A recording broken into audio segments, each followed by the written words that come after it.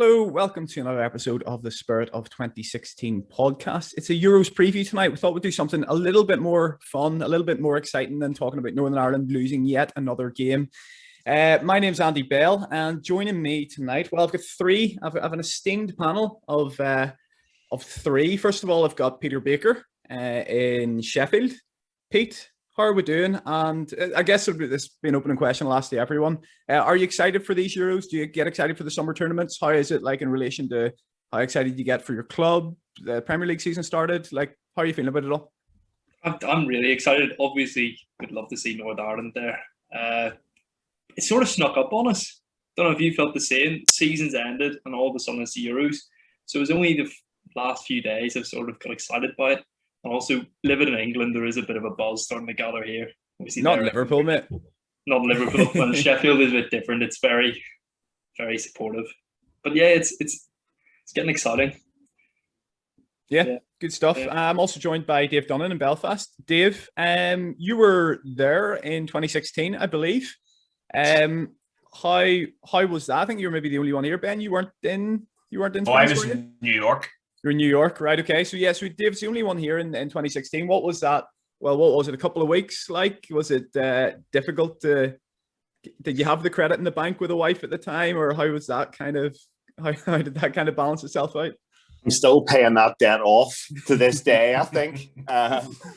11 days, probably, in hindsight, probably a mistake taking 2 days in Amsterdam before we flew down to Nice. But sure, listen, we all make mistakes. But yeah, it was... You don't sound like you're overly repentant for that one. Not really. Not really. It's just a token gesture of what I think is the appropriate thing to say right now. In case she's listening. She's not.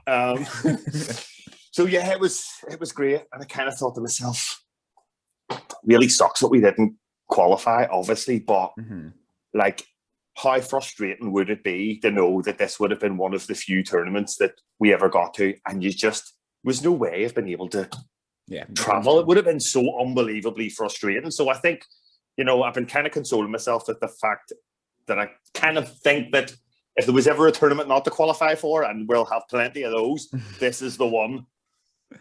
Yeah, we don't really get to pick and choose in those ones. But yeah, Ben, I was the same really with the whole Slovakia thing. I remember after we beat Bosnia, I was obviously buzzing, but like in a couple of days after, I was thinking, well, I'm not really sure I'm going to get to go to this. I'm not really sure if there's going to be fans in, or even if the tournament's going to go ahead. There were people suggesting that the Euros was going to be cancelled overall. So like, it was kind of like a strange feeling. Obviously, I was absolutely gutted at the Slovakia result, but it was one of those where, like, as Dave says, you can take solace from the fact that it's kind of probably going to be the worst of the tournaments in terms of for supporters going, not only because of COVID, but also because of the flying around about a million different countries. So how are you feeling about Northern Ireland not being there? Are you bitter, or are you getting excited for it?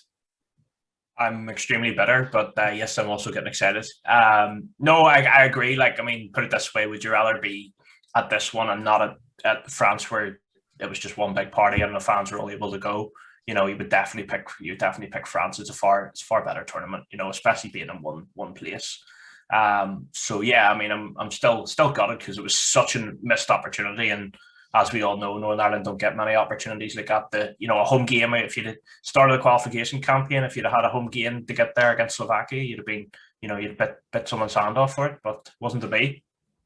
Yeah, absolutely. It was, looking back, it was kind of retrospectively a fairly simple playoff final. Not a simple game, but for a playoff final, as you say, you'd take Slovakia at home all day long. But listen, we're not going to depress ourselves about that any longer. We're going to just go through really all the groups, I think, or certainly some of the groups. We'll see how much time we have. I was going to start in Group A, do a bit of a Turkey versus Italy preview, but I'm actually going to wait until the lineups come out, and Dave, with his Serie A connoisseur knowledge, can take us through them in detail. But yeah, so we'll start with Group D, and I guess like a general question, Pete, is there's England, Scotland in that group alongside Croatia and Czech Republic. Where are you kind of at with the home nations? Do you support the home nations? Do you support all of them? Support none of them? A mixture in between? Pretty ambivalent, to be honest. Like, teams like, if England played exciting football, I'd just view it quite neutrally. Like, if they play decent football and they're not boring, it'd be good to see, and they smash some teams like the Czech Republic who might just park the bus. But to be honest, I don't really care about them. Scotland, I wouldn't mind seeing them do well. I quite like Andy Robertson. So I wouldn't mind seeing them maybe upset a few teams. Certainly upset England would be quite good. It would be funny. Pardon? It would be funny if they beat England. It would.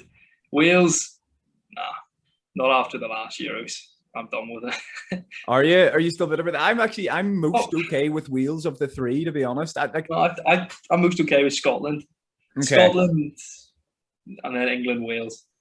Right, okay. Yeah, no, I can kind of see the logic behind that. I don't really know why I can't get behind Scotland, but I'm just like, I think it's mainly bitterness because I think we are probably same level. Maybe we're a bit better than them over the last few years, and they've kind of wangled their way into this tournament from qualification from League C. And I'm kind of a bit like, yeah, I can't be bothered with the whole circus around them doing well, really. And also the other thing is obviously England topping the group will actually give them a more difficult draw in the round of 16. So I'm fine with England just cleaning up and then getting like Portugal in Copenhagen or something and going out early as usual. Ben, you're very anti-home nations. We had a chat yesterday on your podcast and you sort of said, I was sort of chatting about who you're supporting. You said anyone but England, Wales and Scotland. Has that always been the case for you, or has it like been something that's kind of developed down the years? Like Pete mentions the 2016 game against Wales, and you know, we obviously had the games against England in recent history. For a lot of people, especially living over here in Liverpool, and there's a bit of like an anti-England sentiment. It's kind of developed over the last 20, 30 years. You know, back in time, people would have got behind the England side. So what has that journey been like for you? Have you always hated them, or is it something that's developed? Well, for Wales, the problem with Wales with me is that it's full of Welsh people. And then with Scotland, I wasn't a massive fan of them when we played them in friendlies and stuff, booing our anthem. Whether you agree with our anthem being our anthem or not, you know, that's a whole nother debate. But I just find it very disrespectful, and I sort of haven't forgiven them for that. With England, I did actually have a stage where I supported England. I supported Northern Ireland, but in tournaments I would like to see England do well on that. But then they started to get a lot of sort of Spurs players and stuff, and that just did it for me. Like I can't stand Harry Kane, so from then on, no, I don't. It's the media too. It's the hype that they're always going to win it and they're always the best and they're always hard done by and all that. There, I can't attack it. You know what I mean? It's like even in Euro 2016 when we were going to be in it, no, you would listen to like 5 Live and things, and you'd get like an hour and a half on England, and then you get 5 minutes on the other three combined. You know, and that really annoyed me. So yeah. Yeah, the English media, Dave, certainly do play into the whole thing and don't help things. So what is it like for you, like especially as a Liverpool supporter? Like I remember, was it World Cup 2014? We had 5 or 6 players in that team. We were just off the back of obviously nearly winning the league. So I can remember kind of getting behind them there, just for the fact that I think Steven Gerrard was captain in the major tournament. You know, I didn't want him to kind of be getting the negative headlines, or I didn't want it to affect his performances on the pitch. I know you're obviously anti-England, and so where do you stand on the other 2 home nations? I'm a bitter man. So, you know, if we can't go there and have a nice time, then I don't want anybody else to have a nice time either, to be honest. Exactly. That's kind of the way I feel about it. I do know what, I don't mind Scotland. I would like to see Scotland beat England. That would make me really happy. I think you've maybe predicted them too. I might have. Yeah, I might have. I don't think England are very good. Like they've got lots and lots of really good players, but I don't think they're very good. Yeah, do you think with a good manager they could they should really be challenging for this Euro, shouldn't they? With the squad they have, their squad's as good as any. Yeah. Well, certainly at the front end of the pitch, it absolutely is. But I think teams that win tournaments are teams that can keep it tight at the back and are built on strong foundations. It's not teams that go and score, 25 goals in 6 games. That doesn't happen. So it's basically down to the fact that I don't think they've got any good centre halves. I don't even think Southgate really knows what his best formation is, whether it's 3 or 4 at the back. What he does without Maguire, I've got no clue. Scotland, I think, have a way of playing that works for them. They've kind of found a way to fit Tierney and Robertson into the same side. So, they look like they've got a formula that works for them, and they've been on a really impressive run, Scotland, of results recently. is it 1-12 they've lost or something? Or yeah, they did fairly well in the qualifiers there in March. I think they drew with Austria, beat Israel, a couple of decent games. Yeah. Anyway. So, they're on a good run. Wales, I don't care about Wales. Yeah. I am. See, to be honest, I don't really mind how the other two do. I just can't be bothered with England and the media's patronising, condescending attitude towards the rest of the home nations when they themselves bask in the glory of a tournament in 1986 that they hosted and didn't win. So, that's where I am on it. Yeah, I don't really get the whole football's coming home thing either. Like, remember they were singing that in Russia 2018? Was that not a song that was like, no, not even like how ridiculous it is that because they're so bad, but like, remember, for what I understood, football's coming home was a song based on them having a home tournament. Yeah. You know what I mean? And they're going to Russia and singing football's coming home. Football's coming home isn't an anthem just for them to win a tournament. You know what I mean? No, and I think their next song was about an Indian cuisine, wasn't it? So I don't really know. That's right. Yeah. Don't really know where their logic is on most things, let alone how good they think their football team is. Probably not the best barometers of logic, England supporters. Certainly not England supporters that follow them away anyway. But Pete, talking a bit about Scotland, do you think that, like, I don't think they're a very good team, but I think the fact that they're playing at Hampden Park in a couple of games against the Czech Republic, who aren't a fantastic team either, and never really do anything at World Cups or European Championships, albeit always seem to be there. I kind of feel like Scotland could get some results purely based on adrenaline and get through, even though they're probably by a distance the fourth best team in that group.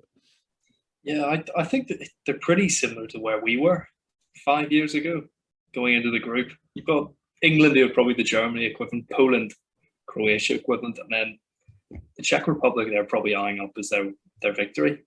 They're Ukraine, I suppose. Yeah. If they're at home, they could quite easily get over the line there. They go for broke against Czech Republic, get 3 points, they're probably through, aren't they? And then yeah. And it's almost a free shot against England, which is really dangerous for England. Because if they don't beat Croatia and Scotland have won their first game, that could be such an entertaining game. Yeah. I'd love to see that. That's my dream scenario. Scotland go for it and England are terrified.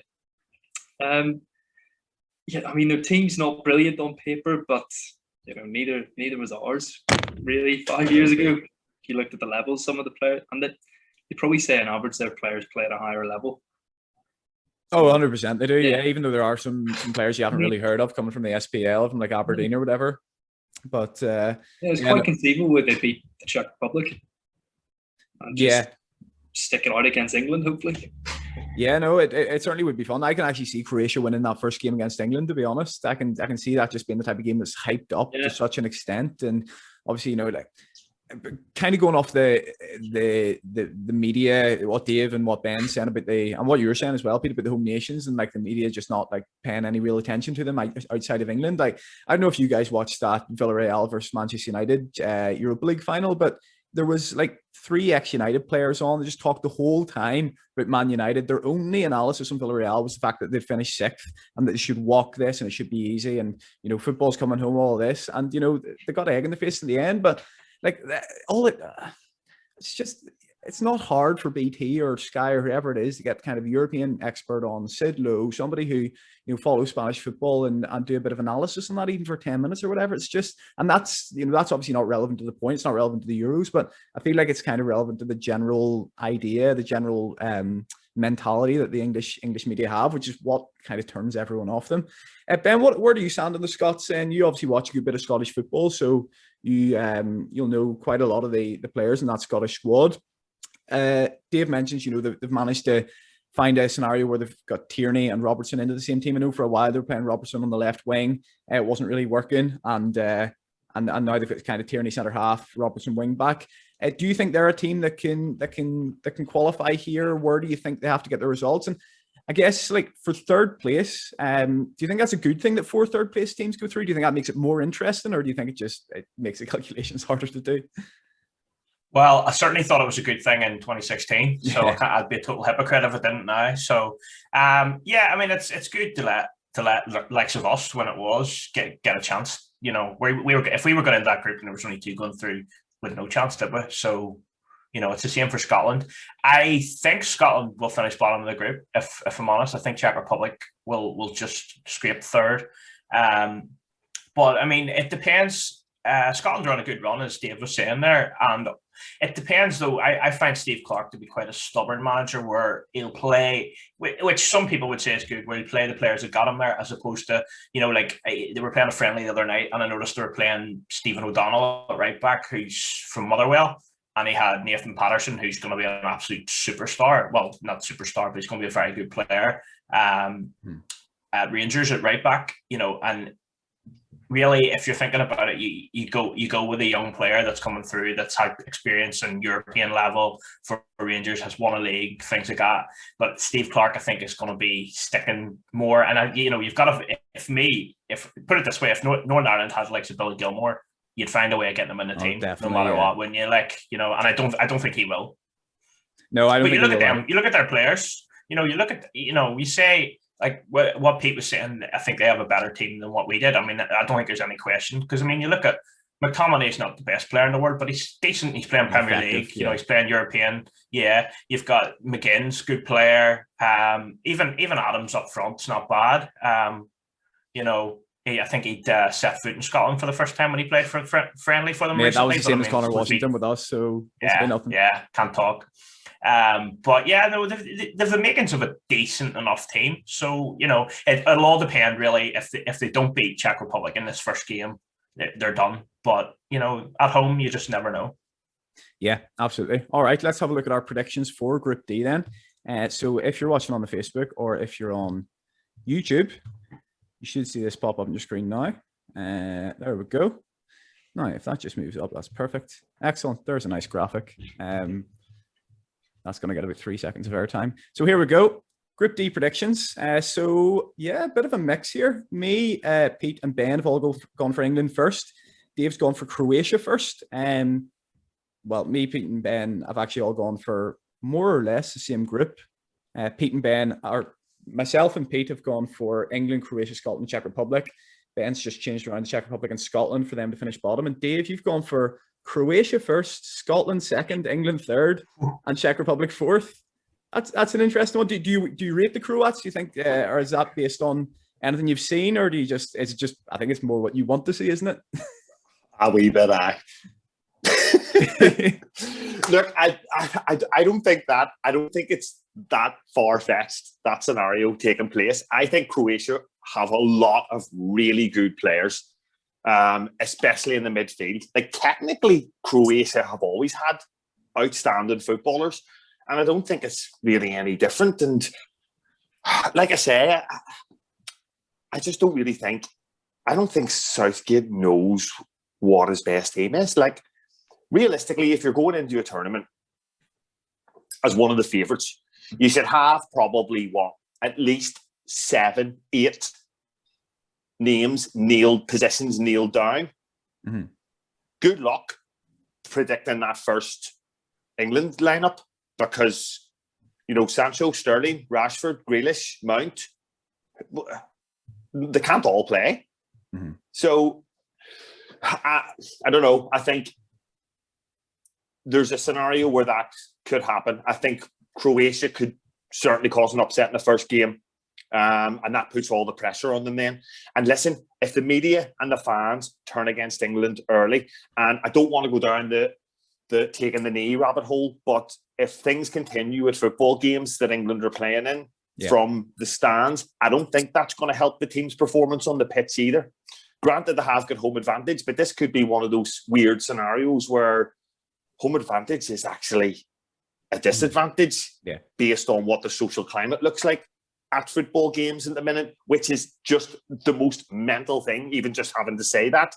But that's where we are, So, yeah, I, all that considered, I think there's a shout there. Yeah. No, I don't disagree with you. I could potentially definitely see Croatia winning that first game. I just think England might kind of scrape through with 6 or 7 points somehow, but they're certainly not convincingly. Dave, I'm going to stick with you because the Turkey versus Italy lineups are out, and I've bad news that you might have to change your fantasy football So sad. Let's go with Turkey first. I think, Ben, you might have to change one or two as well.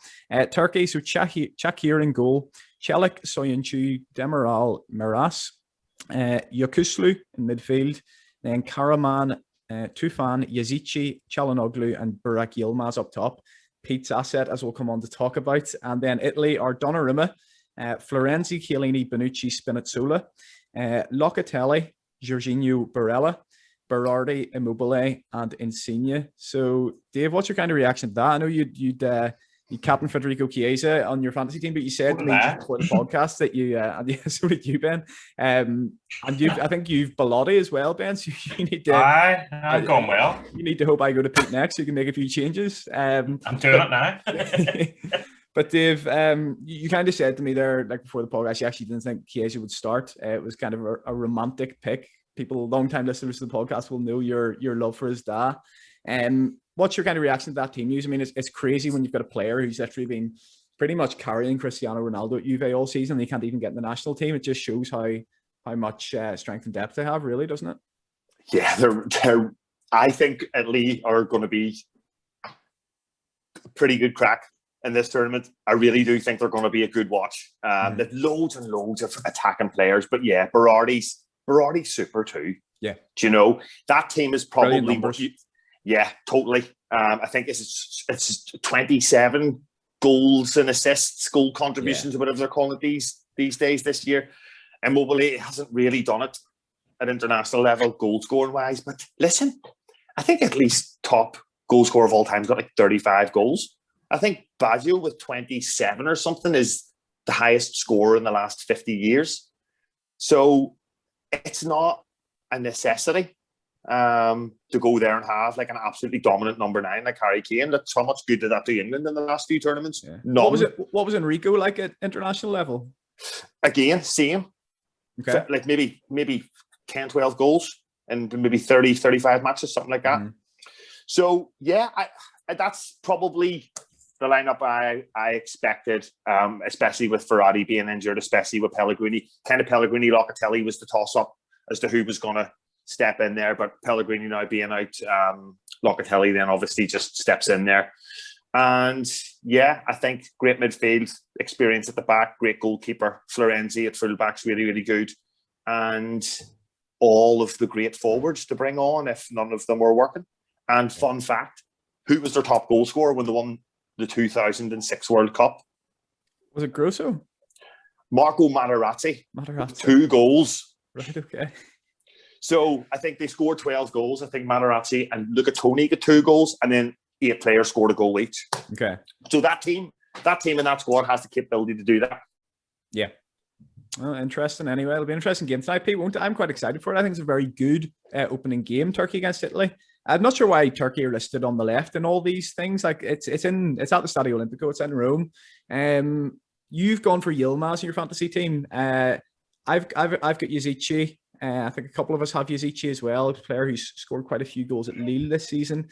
I think he's the first player ever to score consecutive hat-tricks in the UEFA Cup / Europa League. So it's an interesting one there. He's still very young as well, but they are an exciting side. You know, you look through their side and you have players like Çalhanoğlu, you have players like, Yazici, Yilmaz, are players who, get you off your seat, get you excited. They're kind of like cult heroes all over the team, aren't they? And I think they could, maybe have a go this tournament, but maybe not tonight against the Italians, who seem to be amazing in attack, amazing in defence, and amazing in between.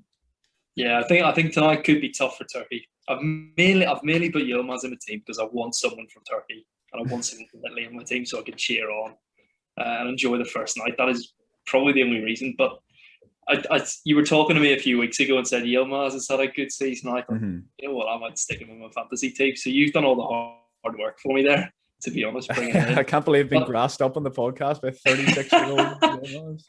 But yeah, they seem like a bit of an unknown quantity, Turkey. There's some decent players, and they've, over the years gone by, they've done surprisingly quite well in tournaments. I wasn't old enough for the 2002 World Cup, but they got to the semi-final. I think the 2008 Euros they did quite well. Got to the latter stages again. So yeah, they're a team who can surprise in recent years. And if they've got a goal scorer in Yilmaz, why not? And it's obviously a group they can qualify from. they got something against Italy tonight, they probably think, who they could probably beat anyone, given at least qualifying for them. I don't know much about Turkey. I've just pinched your idea, to be honest with you. It's all right. I'm just excited to see the football, and hopefully Turkey don't defend for 90 minutes. Yeah, you're lucky I'm hosting and you haven't stolen all my opinions there. But yeah, no, nice one. Ben, who have you brought in? You've two last transfers to make. Was it Bellotti? I just made them. Bellotti and Chiesa, both gone out. I brought Berardi in, and I put in Thomas Müller up front. Only because I know he hadn't been playing for Germany, but he played there in a friendly and he scored a couple, I think. That's right, yeah. So just thought, why not? Well, they absolutely hammered. Latvia the other night there. So I'm going to bring up our predictions for Group A now. Has Müller scored in the Euros? In the Euros? No idea. I would assume he has, but I don't know. No, I think you may be onto something here. I think I heard this. This loads in the World Cup. Yeah, he's like, is it only closest scored more goals for Germany in a World Cup, in World Cups maybe, but he's never scored in Euros? Which sounds... You could have told me that 5 minutes ago, Pete. You still got until 8 o'clock. That goes for you. Right. There's our predictions for Group A. So again, really wide range of predictions here. So 3 of us going for Italy to top the group. That's me, Dave, and Ben. Pete, you're going for Turkey to top the group. After telling me they're going to find it difficult tonight. I haven't. There's no way. You've missed. Honest to God, look up the WhatsApp. You stitched me off. I'm not, honestly. It wasn't. Yeah, in exchange for my opinions. I actually have. That's a typo. No. I think right. Well, unfortunately I don't have the editing skills to put it back. So you're locked in as Turkey first, Italy second though. So you've fair enough. Possibly got the top 2 there. So every nation represented in our top 2s. I've gone for Wales to qualify alongside Italy. Dave and Pete have gone for Turkey, and Ben's gone for Switzerland. Which you didn't read the rules for this podcast, Ben. No Swiss, no Slovaks. Oh, I hate them, but they're just so efficient. Yeah, no, you're right. I've actually want Switzerland to finish last. Not out of bitterness at all. Dave's gone Wales in the world rankings. Yeah. Pete has gone Switzerland last, and Ben's gone Wales last as well. So wide range of predictions there. So let us know in the comment section what you think is going to happen in that group. Very difficult one to predict. We're going to kind of do a bit of a predictions league across the contributors of this podcast over the next few weeks. I'll explain that a little bit later on. So you guys can drop your predictions into the comments, and you can calculate them yourself because I can't be bothered going through everybody's. But let's go on to talk about Group F, which is a group of death. Ben, I'll start with you because I didn't really give you a chance to talk about the last one. France, I know they're your favourites for the tournament. I think there are quite a few people's favourites for the tournament. Yeah, they've had Deschamps there for a long time. They've obviously won the last tournament. They've got quality all over the park, and they've only gone and added Karim Benzema to it. So how can you see them faring in that group? I think they'll win it if I'm correct in my prediction. So it's certainly what I think, whether I said that or not. I do. I think they'll win the whole thing. It's hard to look past them when you look at Kante. I think Kante's phenomenal. I don't like saying that about a Chelsea player, but he's brilliant. They've got Mbappe, who really, really does look the real deal. I know these young players get overhyped, but anytime I've seen him, he's been superb. Griezmann hasn't had a good season for Barcelona, but he seems to score every time he puts a France shirt on. It's hard to find a weakness really when you look at it. Mm-hmm. Yeah, absolutely. They're looking very strong. And Dave, for you, is it like between Portugal and France to top this group? A lot of people are expecting Germany to flop. And kind of when you look at when you look at Portugal over ever since I've been really watching international football, you've always kind of viewed it as Ronaldo and 10 wasters, whereas it's now Ronaldo and 10 really good players. And I think they could be in with a shout of winning this tournament as well. I think it'll be between Portugal, Italy, and France who wins it. I think I actually took Portugal to top this group. I think you did. I suppose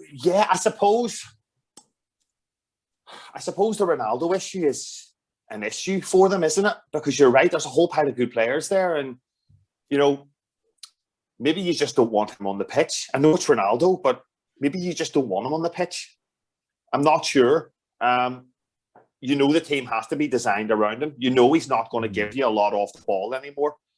He's there to stick the ball in the net. That's all he wants to do. Do you not think there's an extent to which, like, while he was able to, take up 4 or 5 players in recent tournaments, marking them out of the game, when you get players like Eder and Quaresma alongside him, when you add like Felix and Jota and all into that, then maybe he'll get a bit more space and could be a bit more effective, possibly. I don't know. Could be.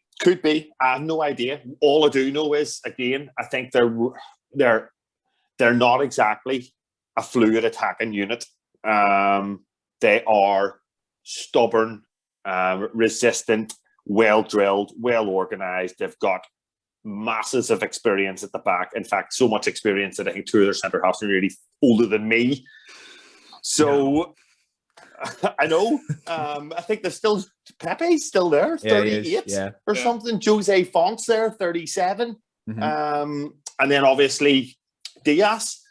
So yeah, I think they've got talent. Obviously Bruno as well, who can score goals and silly goals, at that, where you don't have to be breaking teams down to stick the ball in the net from 30 yards.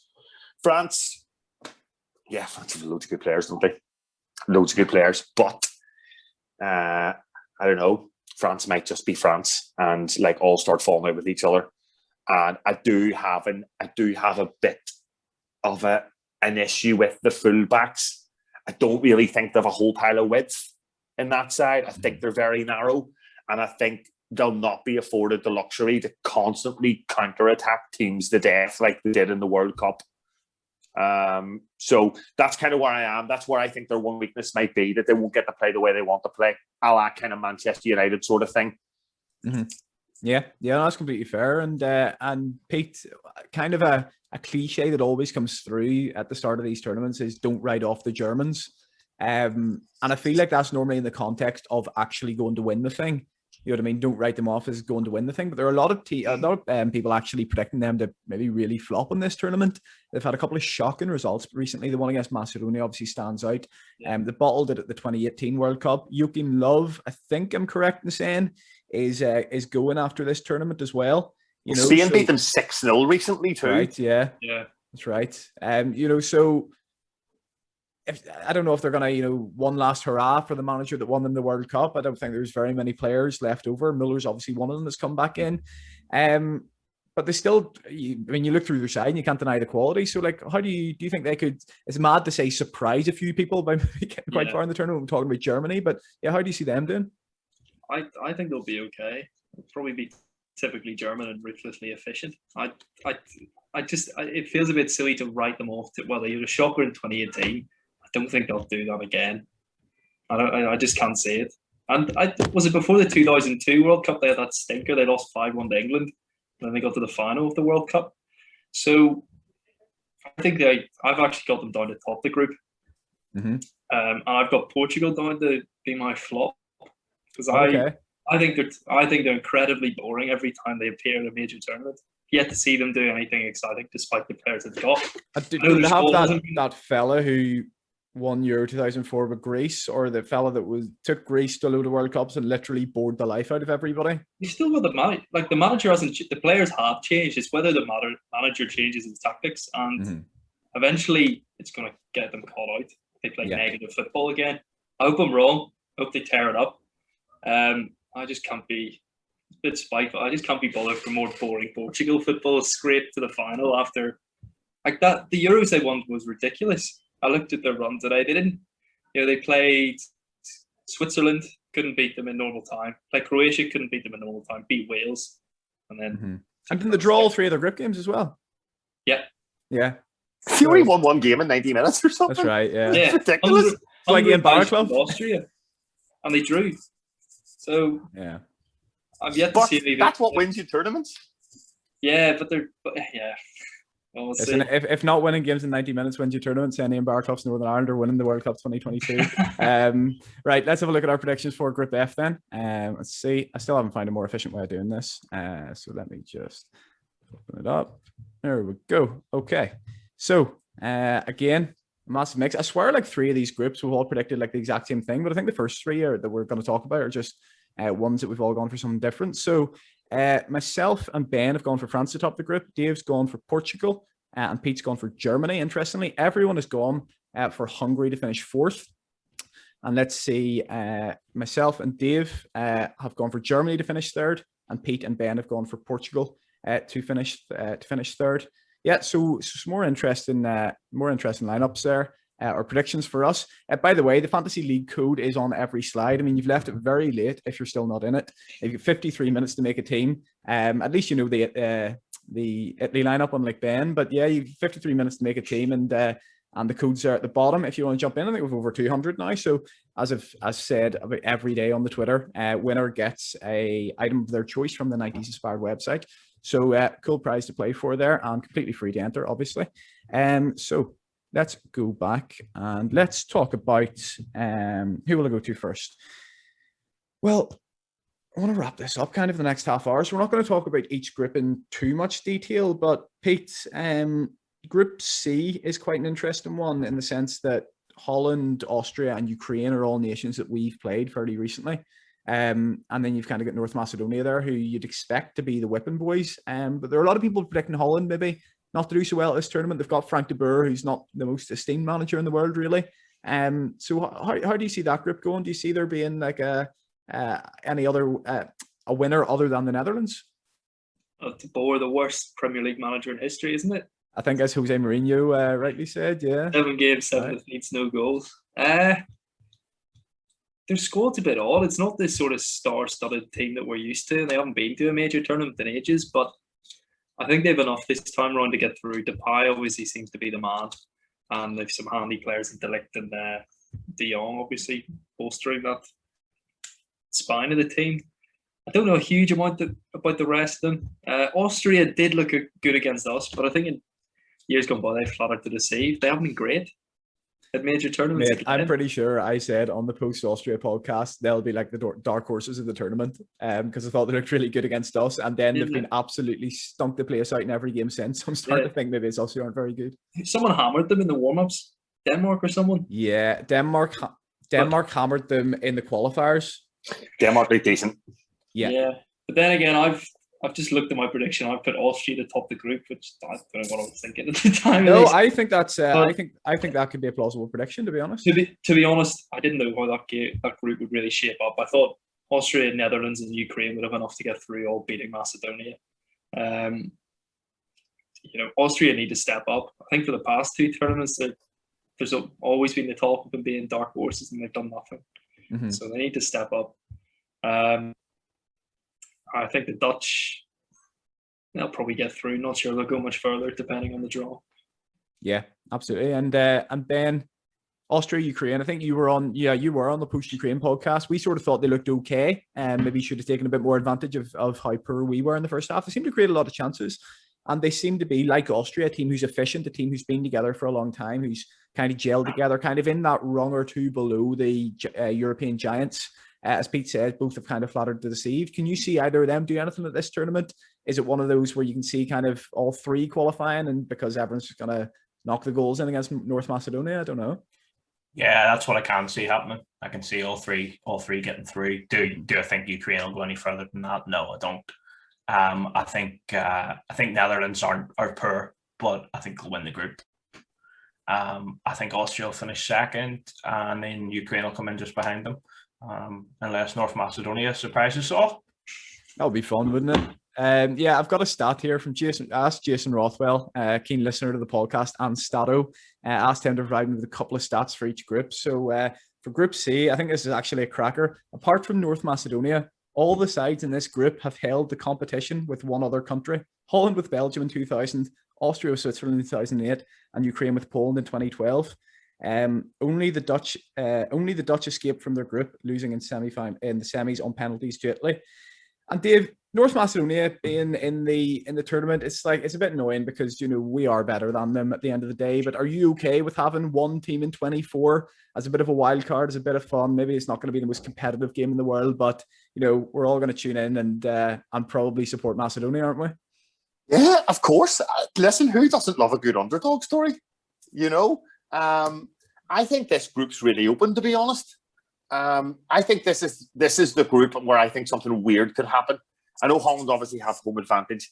People are saying that this is this Ukraine team's time, that they've grown together and matured together. There's consistency in the squad. They've obviously got, you know, the figurehead of the legend that is Shevchenko at the helm there. And there's a lot of good feeling about this team. So Austria, again, they've got some good footballers, don't they? But yeah, I think you throw in a couple of draws. You know, if Austria and Holland, for example, draw their first 2 games, and there's some unlikely win for someone somewhere, then all of a sudden the pressure's on. Mm-hmm. So I think there could be a few draws in this group. Something mental might happen, and they could end up sneaking through with a win and a goal difference that isn't horrendous, because it doesn't look like, of everything we've said about those teams, it doesn't look like there's a whole load of goals in any of those teams, I don't think. Yeah. I remember like back in 2016 when, you know, we pretty much qualify via not getting hammered by Germany. Yeah, and because Michael McGovern has a game that he will never have again and has never had before. Yeah. So that's it. So I'm not sure whether the goal difference whether that element of it makes it more exciting. You know, teams might go to hammer Macedonia then, and maybe Macedonia will catch them on the break, and we could get an upset in our hands. It's hard to know. I mean, it's probably more likely you'll get the pragmatic Michael O'Neill story of kind of trying to keep the score down, but that worked for us. I think we actually qualified by 2 or 3 goals in the end. We're fairly comfortable. But anyway, let's have a look at our predictions for whatever group that is. I think it's Group C, isn't it? It is Group C. Let's open this up. Oh, don't do this to me now. There we go. Okay, so a little bit more similar in this. Everyone's gone for North Macedonia 4th. In fact, no, not at all. Myself and Ben have gone for Netherlands to top the group. Dave's gone for Ukraine, and Pete's gone for Austria. Everyone else has gone for Austria 2nd. So everyone has Austria to qualify. Pete, you've gone for the Netherlands to finish 2nd. Dave, you've also, I believe, gone for the Netherlands to qualify. I have your 3rd place team as well. So you have them to finish 3rd. Everyone else has Ukraine to finish 3rd. So a little bit more similar in that one. So I'm doing this an awful lot with mad shouts. I think I had in my head there's always something mad happens in at least one of the groups. And I seem to have applied that logic to all of the groups. Yeah, I mean, yeah, that's kind of what, when I was looking through Pete's predictions as well, I thought, you know, Pete's always one for a bit of a maverick shout in every walk of life, really. But yeah, he's gone for a few mad ones here, and so have you, Dave. So yeah, I'm interested. We're doing this on the basis of, you know, in terms of our prediction league, we're going to do it like on just the 16 of the 24 to qualify. You'll get 2 points each for each team you pick to qualify. So the order of the groups isn't necessarily that important, but although you will get an extra 3 points if you predicted any group spot on. But yeah, some interesting shouts there. Let's see. I have 2 more groups to talk about, and we're not really going to talk about them in too much detail. Dave, I'll let you go first on this and chat about the Belgians, because they're a side who have flattered to deceive. We seem to be saying that a lot about teams that regularly turn up to these major tournaments. And, you know, from everything I've read really in the media around this Belgian team, everyone seems to think that it's going to be this has to be the year in which this golden generation has to win something, because you've got players like De Bruyne, you know, like Lukaku, who realistically, I mean, at a stretch, maybe World Cup 2022, but this probably is their last big chance to win a major tournament. And do you think they're in good shape to take advantage of that? I think they're soft. You know, I think they're aging. I think, yes, it is their last chance. And we've seen this before with England's golden generation. It was their last chance. And the Portuguese golden generation, it was the last chance. And none of them did anything. I think De Bruyne is going there with that facial injury. I think as the tournament progresses, my opinion of Kevin De Bruyne is he doesn't do it in the big games. I think he's soft in the big games. What I think they do have is an absolute belter of a number 9 who will score goals. So, yeah, I think there's also a problem with Axel Witsel in the midfield. I think he's still touch and go whether he's going to be fit or not, if I'm right. So, yeah, I just don't know about them. I don't think they're as good. I put it this way: they're not as good a side as they were. Alderweireld, Vertonghen, they're all a few years older. Axel Witsel is the same. Yes, they've got De Bruyne. Yes, they've got Lukaku. Nasser Chadli's still in their squad. You I know, think he's actually playing as well on occasion. do you know what I mean? So this is where we're going to. And if I'm looking across the squads, if I'm looking at France, if I'm looking at Portugal, if I'm looking at Italy, they don't have players like Nasser Chadli at the front end of the pitch. So yeah, I don't think they will do a lot of damage. Semis at best, but probably quarters. Mm-hmm. And you mentioned about Denmark as well. You seem to rate them. I mean, I saw a stat the other day. It's actually a crazy stat. Since October 2016, 45 games, they've only lost to Belgium in 5 years. You know, in a time where they've been in Ligue 1 in the Nations League, they've played home and away to England. I think they beat England at Wembley back in September. I mean, they're not the most exciting team in the world. Nobody's exactly, buying shirts with Danish players on the back, but they are bloody effective, aren't they? Yeah, they know how to play. Like, don't get me wrong, they don't know an awful lot about them. Slightly less than nothing, I would say, is what I know about them. But they've got a few good centre halves. They seem to be a solid side. They seem to be able to do teams that you would assume are better than them considerable amounts of damage, and they're going to take some beating. And well, there's that stat there. Belgium are the only team to beat them. So we'll see. And we'll see. 3 games at home as well. I think for Denmark, I think there's 3 of those games are in Copenhagen. Ben, how do you kind of view the Belgians? I mean, me and Dave were having a conversation a while ago on WhatsApp. I think Dave described them as a wet fart of a team, which is, I think, is quite a good way of describing them. And Bobby Martinez is kind of the biggest wet fart of a manager.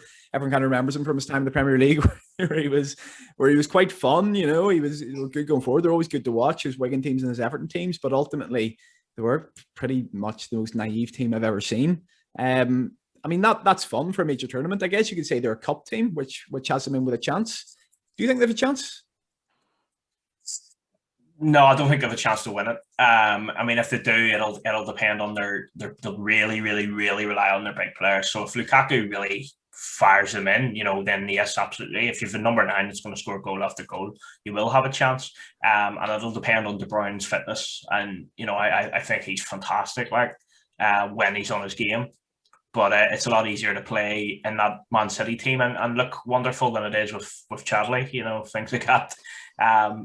So, and then one thing that I do not understand, how on earth is Benteke in their squad? Like, how bad is the footballing? Yeah, Divock Origi was in their squad for about 5 years. He's better than Benteke, though. Batshuayi was there. Is Batshuayi there? Yeah, Batshuayi's always there. They've actually got a really, really good winger called Jeremy Doku, who's been absolutely tearing it up in France for Rennes this season. Every time I watch him, he looks really exciting. He's kind of in the Adama Traore, Sam Maximan kind of mold. But he's probably actually got a little bit more about him. So I think, I don't know if he's going to get games, but Pete, we'll kind of speed this up because we're getting close to 40 minutes until kickoff. I want to get this done by the very latest Q2. So I'm just going to go to you on the other group and let you talk a little bit about Spain, because there's a bit of a mad story coming out that, I think their under 21s played the friendly against Lithuania last week because their whole squad's isolating because of a COVID test. There's rumors that their squad they're going to have to play basically the under 21s for the first game, which is against Sweden, if memory serves me correct. Yeah. So do you think that gives the likes of Sweden a bit more of a chance? And I mean, Spain, I don't know. I feel like they can pass teams to death. I feel like they could pass their way to a 0-0 against anybody, but there's nobody that necessarily, certainly none of the bigger nations, that hang my hat on them beaten. Would you be confident enough in Spain this tournament? I mean, their under 21 still hammered Lithuania, didn't they? Yeah, they did, yeah. So that shows you. And that'll be really embarrassing when the 1-1 draw in Vilnius for Northern Ireland in September, won't it? I think their group's pretty favourable. Like Sweden, another team who sort of are at major tournaments, don't really do anything and just bore you off the park. There are a few of those, aren't there? It's going to be 4-4-2, no attacks, just lump it up to a big 6'4" striker. Grankvist taking pens. Yeah, exactly, that sort of thing. So I think Spain will be fine. I sort of quite fancy them. Luis Enrique is a decent manager. He won the treble with Barca, didn't he? So he knows what he's doing. I suppose it all depends if their first team is fit. But the group doesn't scare you, apart from Lewandowski at Poland. But like their under 21s could probably hammer Slovakia. Yeah, if we're being honest. I heard the other day Lewandowski's only scored 2 goals at major tournaments. Right, okay. That's interesting because he's played at a fair few, hasn't he? I'm pretty sure he was playing right the way back in the year 2008, which is Scored in 2012 when they it hosted. might have been 2012 actually. Yeah, it would have been 2012. They It wasn't around scored in the 2008, was it? opener. I'd say it would have been 2008. Probably was up. Anyway, he's been in then. loads of major tournaments and he hasn't really done anything, has he? Anyway, let's quickly rattle through our predictions for those two groups we've just talked about. For you guys, you might want to get yourselves a pen and paper, because what we're going to do is we're going to do a little bit of a quiz after this. So let's see, and I'm going to give you a little bit of time to think, because Dave completely turned the tables on me in his podcast last week, and I was out in the first round of one of the quizzes he did, so I'm going to give you a bit of time to think. It's not a wild lot of fun, is it? No, it's not. It's more crack when you're hosting, Dave, put it that way. Here's your predictions for Group B. So everyone's got Belgium to top the group. Everyone's got Denmark to finish second. Everyone apart from me has got Finland to finish third and Russia to finish fourth.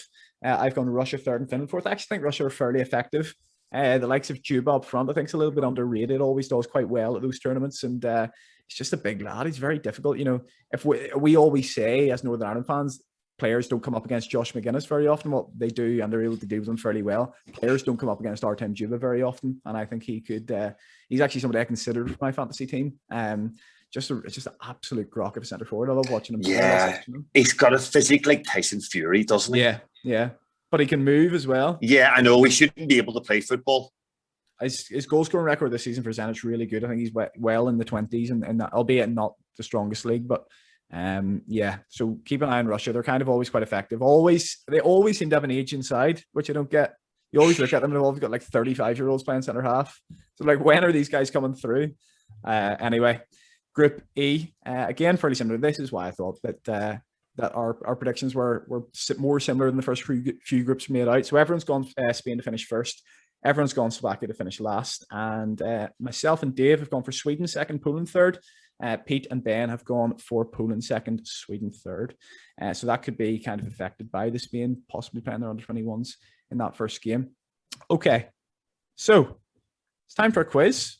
Okay, so what I'm going to do here is I'm going to put the question up. You guys can have a bit of thinking time, because I'm going to kind of talk people through the predictions league, how that's going to be scored, who we all think is going through, taking us through the third place teams.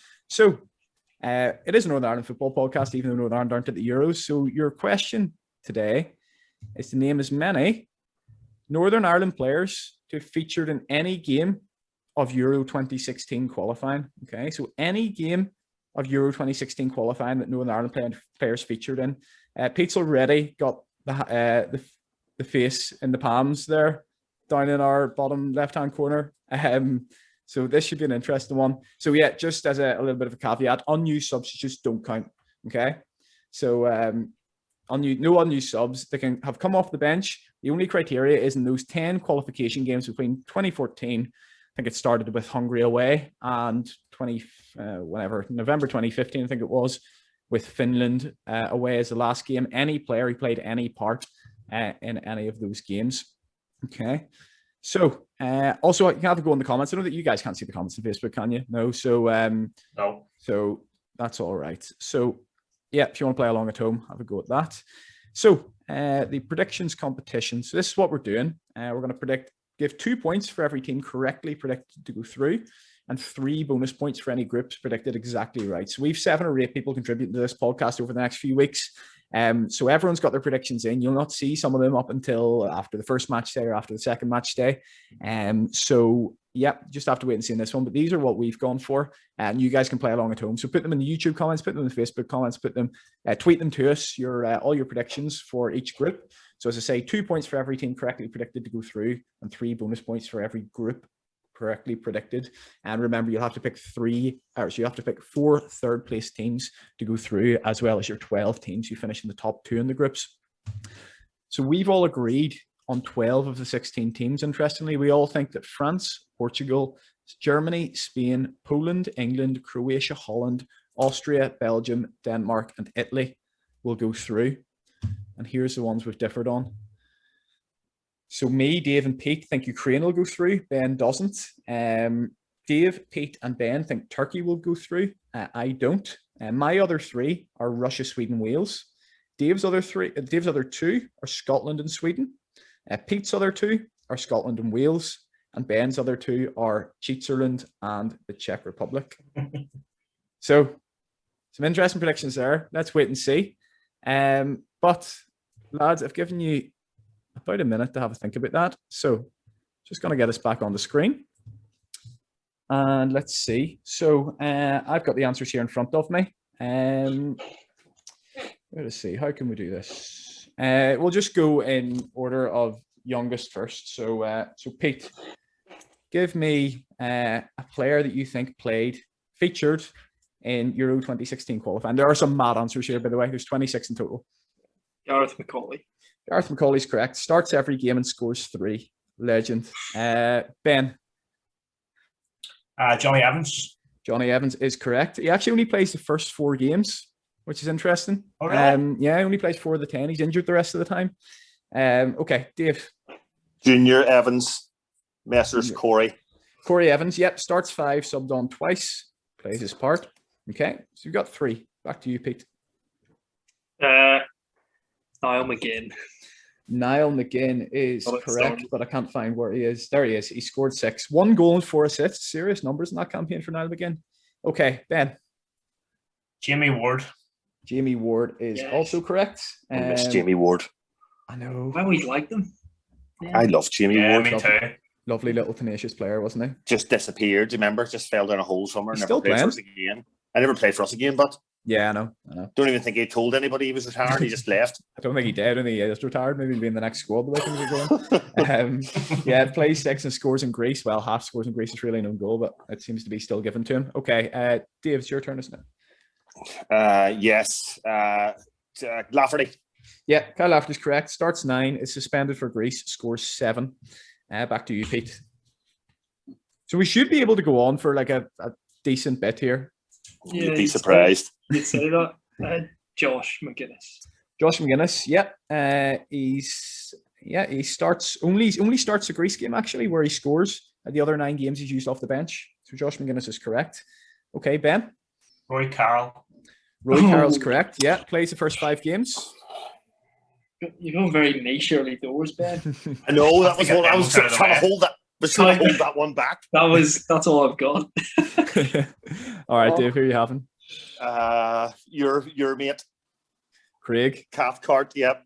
Yeah, starts the last 2. Definitely didn't score in Finland in the last day. Yeah, Craig Cathcart is correct. Okay, so you've got 3 each. There's 26 in total. Is that all? Yeah, 3 each. Pete. Chris Baird. Chris Baird is a good shout. Plays every minute, bar the Hungary red card and the Greece suspension, actually. Ridiculous red card as well. I know. 2 yellows in 1 incident. It probably was 2 yellows, though. Yeah, it was. It moved seats. We were right. Just never seen it before, have we? Chris Yeah. Brunt. Yep, Ben, you're absolutely right with Chris Brunt. Starts 8 of the 10 games at left back. Okay, back to you, Dave. Go away. Has anybody said Steve Davis? No, nobody No. said Davis. I'm really not going to gonna penalise start- you. I'm not going to penalise you if you say somebody who's already been said. Like, not that harsh. Yeah, Steve Davis correct. Starts 9, and he's only injured for 1 of the games. Scores obviously the 2 goals against Greece. Okay, we're on 12. Pete. Back to me. But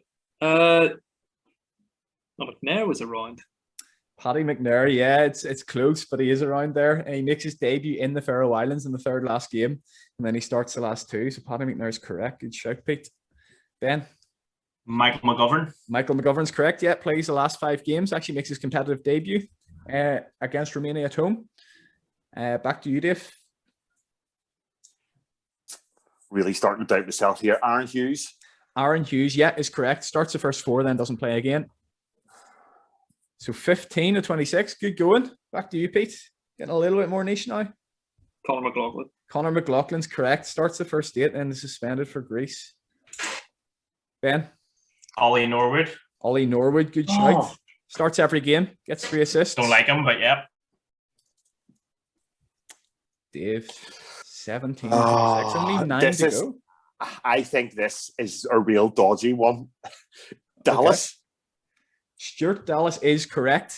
Oh, Yeah, makes his competitive debut in that qualification campaign. He plays the last 6. Okay, so Does you're on he? 18. Yeah, he plays the last. Yeah, he comes through really late. He doesn't get across the water for a good while. Stuart Dallas. Yeah, he's Is it Oxford or something? I think at that time, I'm not sure. He played for Brentford for a while. But yeah, he doesn't get across the water until he's 24, 25. Could be wrong on that one. Anyway, we're back to where we were. So Pete, there are only 8 more. Am I right in saying? I'm really struggling here. Yeah. I don't know when these players were cut off. Gonna go with McGivern. Ryan McGivern is a great shout. Go away. He did There it not. is. That is the spirit of Matty Lund from Dave on the first quiz. Yes, And now he's at Newry. Is he? I thought he was at Linfield. He just got released. He just signed for Newry yesterday or the day before. He should have been released long before. I remember being absolutely fuming with his performance in Romania where he starts. So Pete, your 2 wrong I would not have answers. got that. Your 2 wrong answers from these 2 away from winning it. So there's some only 7 left. So I mean, super performance all around here. Ben, who are you going for? Shane Ferguson. Oh, come on. Shane Ferguson is correct. Starts the first 2 games, gets an assist against the Faroe Islands. So Dave, you will be out if you get this one wrong. Who are you going for?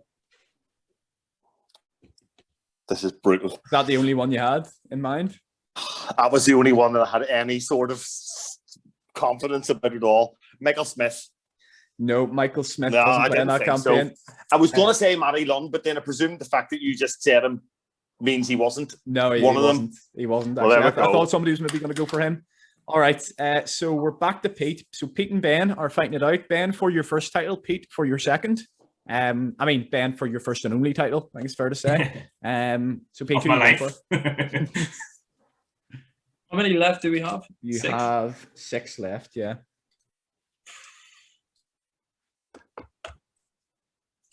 I'm way.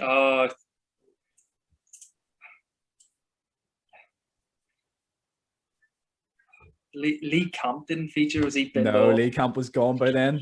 So Ben, you've got the chance to take it. The man that's on fire.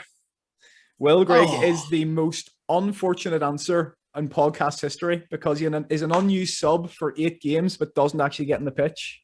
Oh, He no made- way. That means I'm going to have to answer another question. No, because you went last, didn't you? So you're Yeah. Oh, I went last. I was already You're out. right, That's so it's just fine. between Turn these away, two. lads. So we just have to keep going. yeah. Right. I'm seriously struggling. No, he wasn't around then. Dean Shields wasn't playing. No, Dean Shields is wrong. So Oh. Ben, you've another chance to take it. Liam Boyce. Liam Boyce is correct. Ben is the champion. Oh. It's a very niche answer, but he plays 12 minutes against Greece. That's the only minutes he gets in that campaign. So well done, Lethal. Ben. So you all have Well one title done. each. And, Any other mad shouts anyone wanted to throw out? Lee Hodgson. Hodgson doesn't play. He's unused sub for some games. He doesn't play. Patterson. Martin Patterson, I think, is gone the campaign before. Yeah. Any others, Is there Dave? another Manus? No, Manus is an unused sub for every game as well. George Best. Right, else here played were for the... us? That was a super effort. What's Fair that play. McCann? Right. What He's was it? long gone. Grant McCann's long gone, yeah. So Clinton's Dave, here was one gone. I thought you would get. One we've talked about before. Not Luke McCulloch. Yeah, Luke Get McCulloch. away. Luke McCulloch subbed Oh, on wow. twice. How many minutes? I did knew he he was play, in like the- 6 or something. Subbed on Yeah. twice, yeah, something like that. I knew he was in the Euro squad, but I didn't know we wouldn't have thought he'd played. Yeah, Michael. I liked him thought for he was a while. mad. I thought he was a mad shout for the Euro squad. Just Mhm. and I didn't. And anyway, there you are. So the last 3 are fairly mental. Billy Mackay comes on. My Goodness, do you remember him? Yeah, comes on as a sub twice. 11 minutes in Hungary, 12 minutes against Romania. I think I've thought of somebody. Is there some boy Vassell? Did he play? No, Vassell was. No, He came in. Was that before a that? while after? You might be thinking about somebody it was else. after that. Yeah, it was after that. Was it? Yeah, Vassell's like 2018.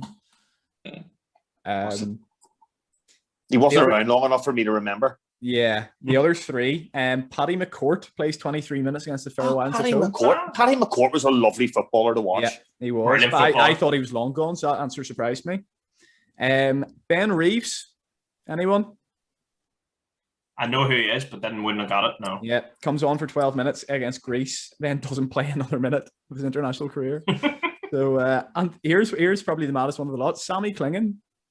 Klingen was Get still away. playing. Sammy No Klingen way. I thought plays. he was. Sammy Klingen's last game for Northern Ireland is the 27 minutes he comes on against Romania in the third game. Well, that's a nice last game for him. I know. Yeah, we lost that one 2-0, didn't we? So I don't feel too bad now. all right. So we're running out of time here. So I'm going to rattle through everyone's fantasy teams dead quick. So we're going to get them up on the screen here. I just want you to Mine's talk about your team. changed. Yours has changed. Yeah, that's fine. Don't worry. Talk about that. Just want everyone to kind of talk about their team for a minute or so. Then we'll do our final predictions, golden boot, all that we've got ready. So here's my team. Anyone but Slovakia. So let me have a look. Yeah, so Hradecki and nets. I think everyone kind of has him. 4 million Finnish keeper. And then, yeah, I've backed the Italians quite heavily. Well, I've got Bonucci and Berardi captain for tonight. So remember, there's a bit of a niche with this fantasy in the sense that you can change your captain at the end of each day to somebody who hasn't played. So that's why, for example, Diogo Jota's on my bench. That's from another look. So yeah, Ricardo Rodriguez just in there for the idea that they might get a penalty at some point, and defenders scoring goals gets you a lot of points. John Stones, I think, will do well. Yazici's a player I talked about earlier in the podcast. I think Ivan Perisic could be a good shout. I think he's the type of player you could see scoring a couple of goals against England and then going very top heavy with a front three. So we've got Harry Kane, who I think on home soil after the season he's had just could bag a load of goals. Lukaku, I think we've all talked about him. And Memphis Depay is a bit of an interesting one. At 10 million, I don't think Holland are very good, but I think he might carry them a fair bit in the group stages and score some goals. So I've put him in. Next up, we have got Pete's team, which is named C. Just Ronaldo's. Yeah, who you haven't got in your team. So talk me through it. Oh, you do? Sorry, you've got on the bench. Yeah, he's there on the bench. Right, my team. I've actually made a change. Okay. So I've started at the top. So I've switched out Lewandowski for Lukaku. Okay. Whose comments change your mind on that? Was that about 10 minutes ago, wasn't it, Pete? You're fully inside. You could have made that up, Dave. You're the man that said Lewandowski had never scored at the Euros. He's actually the top scorer of all time. So he's gone. No, so Chesney and Ned quite cheap. I think Poland have an easy fixture against Slovakia. Mm-hmm. Hinteregger is 100% going to score against Macedonia. Back post, 1-0 Austria. The rest of the defence is just quite solid. It's quite cheap. Midfield, some rogue calls in there. Wijnaldum likes to score goals for Holland, so I just put him in. Berardi looked decent against us. And I looked at Spain's team. They're going to score, but I'm not pinning my hopes on Morata. Yeah, they've a weird front three, don't they? And then I think England will score goals and mount us at a decent end of the season. And then your shout up top, Yilmaz. Mm-hmm. Yeah, So I think that's a really fun shout, isn't it, for fantasy? It's one of those really fun fantasy. It gives players. interest for the Friday night. That's what I don't want to be sitting watching a dead game. Not short-sighted at all. But then Ronaldo and Cancelo to come off the bench. Okay, good stuff. N'Golo Kante on there and Hradecki to come on if you need him. Okay, let's go on. Ben's team. So if you're wondering why the graphic is dreadful, it's because Ben took a triangular photo on his laptop instead of just going on the app. So Ben has gone. Ben's team's name is Pathetic Athletic. He has gone for. Ben, I'll let you talk you through your own team. Donnarumma there's been a couple of changes, but Donnarumma's still there at the back. Italy don't concede goals. They'll probably lose 3-0 now. I've just said that. But so Italy, good chance of clean sheets there. Torres is a good player. I think Spain will keep clean sheets as well. Soufal's a wee bit of West Ham bias, have to admit, but he does get forward and gets an assist here and there. I've changed Rudiger since Dave was talking about them getting beaten 6-0 by Spain. So I've put in Borna Barisic, again, a bit of Rangers bias, but again, he can get forward and cross a brilliant ball. Cancelo, I think, is great, and I think he'll get assists and possibly even score as well. Midfield, Berardi's come in because Chiesa is not playing. Phil Foden, I think, is superb. Bruno Fernandes. Question mark about Foden starting for you, Ben? Yeah, but I think if Southgate doesn't start him, he's a bigger idiot than I thought he was, which is quite high, I must say. Fernandes is in there, prime. Basically, he'll score goals, he'll assist, but he's only in there because De Bruyne's not fit. And then I've changed Bellotti up front. So I have Memphis Depay still, I have Lukaku, and I have Mbappe, and I think they sort of speak for themselves.